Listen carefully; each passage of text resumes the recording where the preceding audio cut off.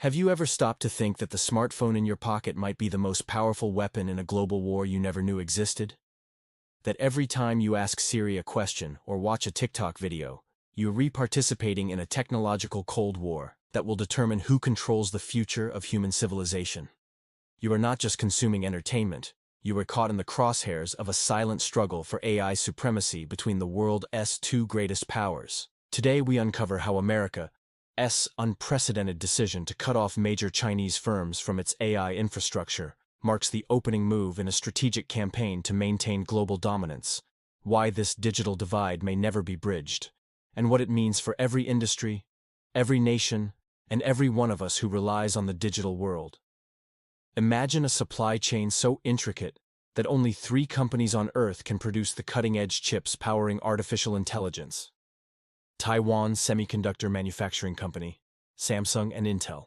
These chips drive everything from your iPhone to the AI systems controlling power grids, financial markets, and defense networks.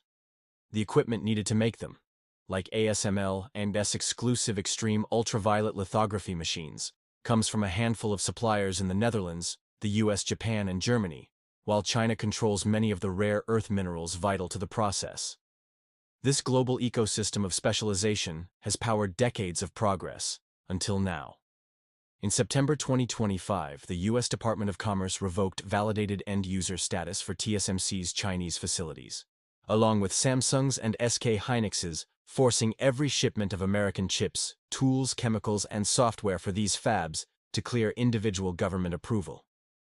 This bureaucratic chokehold follows a relentless escalation of export controls that began in 2022, targeting 4 critical choke points: the high-end AI GPUs from NVIDIA and AMD, the electronic design automation software from Synopsys and Cadence, the semiconductor fabrication equipment from ASML Applied Materials and Lam Research, and now the administrative waiver that once allowed smooth technology transfers. The strategy is chillingly simple: exploit America's monopolistic control over these nodes to strangle China's AI ambitions. But why stop at government action? In early September 2025, Anthropic rolled out global ownership-based restrictions, barring any firm more than 50% Chinese-owned from accessing its AI models, extending the embargo beyond U.S. borders. This unprecedented move underscores a new alignment between national security priorities and private sector policies, ensuring that even foreign subsidiaries of American companies must comply or lose access. By combining government export controls with private sector sales policies, the U.S. has created a multi-layered barrier that few countries have ever faced. To understand why this matters so profoundly, consider how AI development actually works today. Training a large-scale AI model requires massive computing power, far beyond the capacity of any single data center. Companies rent time on cloud platforms operated by Amazon, Microsoft, and Google, which provide clusters of high-end GPUs capable of running sophisticated neural networks. U.S. export controls have gradually blocked Chinese companies from accessing the latest GPU instances, forcing them to train models on older, less efficient hardware that requires longer training times, higher energy consumption, and imposes limits on model size and complexity. This hardware gap directly translates into an AI capability gap, slowing Chinese progress in areas as diverse as autonomous vehicles, natural language processing, and advanced image recognition. Meanwhile, the control of electronic design automation software serves as another potent choke point. Modern chip design relies on highly specialized software suites to simulate, optimize, and verify circuits before they are manufactured. Synopsys and Cadence hold roughly 95% of this market. Under new U.S. rules, Chinese entities cannot receive software updates, patches, or technical support, meaning that even previously acquired licenses gradually degrade in usefulness as manufacturing processes evolve and new design methodologies emerge. Without access to continuous software development, Chinese chip designers face an uphill battle to keep pace with the latest process nodes and architecture innovations. On the manufacturing side, ASML's EUV lithography machines represent perhaps the single most critical piece of equipment for producing chips at the smallest geometries. The U.S. convinced the Netherlands to block sales of these machines to China, and American controls now extend to associated components, spare parts, and even the software that runs them. Applied Materials and Lam Research, American firms essential for etching, deposition, and wafer inspection have also been placed under strict license requirements. Together, these measures ensure that Chinese fabs cannot build or maintain facilities capable of producing chips below a certain process node, effectively capping China's technological ceiling. When you combine these restrictions with the revocation of validated end-user status, you see a comprehensive campaign aimed at severing China's access to every layer of the semiconductor stack. The immediate impact is to slow China's progress, but the secondary effects ripple across global industries. Automotive manufacturers reliant on AI-powered driver assistance systems must navigate two separate technology ecosystems, risking compatibility issues and increased costs. Healthcare providers deploying AI-driven diagnostic tools face uncertainty over equipment availability and support. Financial institutions leveraging machine learning for risk assessment and fraud detection must develop parallel systems for Chinese and non-Chinese operations. Global supply chain managers now contend with divergent compliance regimes, as companies operating in multiple jurisdictions must track export control requirements, ownership structures, and software licensing restrictions. This complexity increases overhead, delays product launches, and reduces the overall efficiency of international trade.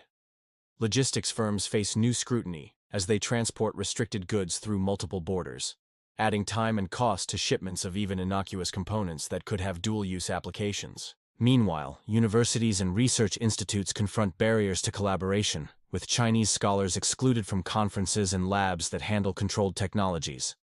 Joint research projects in areas like climate modeling, pandemic response, and quantum information science suffer from reduced knowledge exchange. The very premise of open science is challenged by the notion that collaboration itself can constitute an export of sensitive technology. China's response has been to double down on self-sufficiency.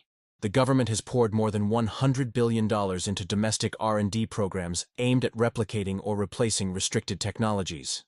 State-owned enterprises and private champions alike are racing to develop indigenous EDA tools, domestic lithography machines, and advanced chip packaging solutions. Open-source AI frameworks, once a niche community effort, have become a strategic asset for Chinese developers, enabling them to build competitive models without reliance on closed American platforms.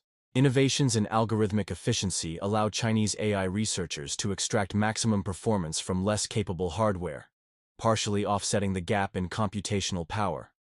But these efforts come with trade-offs.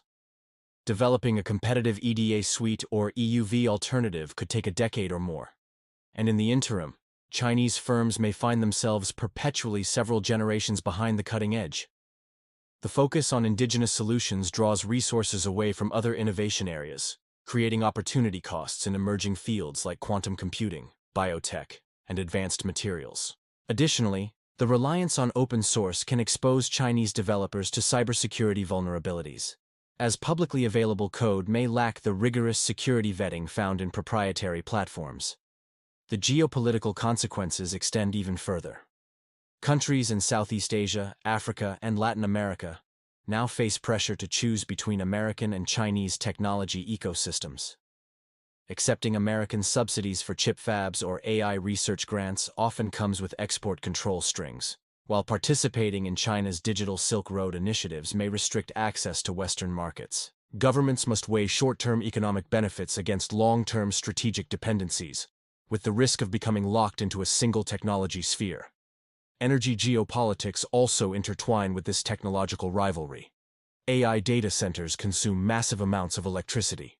Estimates project AI-related power demand to quadruple by 2030, creating fierce competition for renewable energy resources and grid capacity. The U.S. is exploring small modular reactors and partnerships with hydroelectric nations to secure green baseload power for domestic data centers, while China races to expand solar, wind, and pumped hydro storage to support its own digital infrastructure. Energy alliances now form along technology lines, adding another layer to global strategic alignments. What does the future hold? The trajectory suggests two parallel innovation universes, each with its own standards, platforms, and supply chains. Interoperability challenges could lock out cross-block research and commerce, reducing global efficiency and slowing overall technological progress. The prospect of a bifurcated internet, separated by firewalls and incompatible protocols, becomes more plausible as export controls expand to software, encryption tools, and communication equipment. Yet there is a path forward if policymakers can recognize the dangers of unchecked decoupling.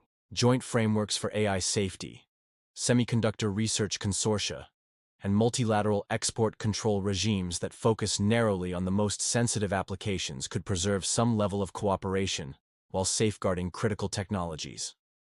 Creating trusted third-party certification bodies for EDA tools or chip equipment maintenance might allow limited collaboration without exposing core intellectual property. Energy technology partnerships that decouple climate imperatives from strategic competition could ensure progress on carbon reduction goals, even as the superpowers contest AI dominance.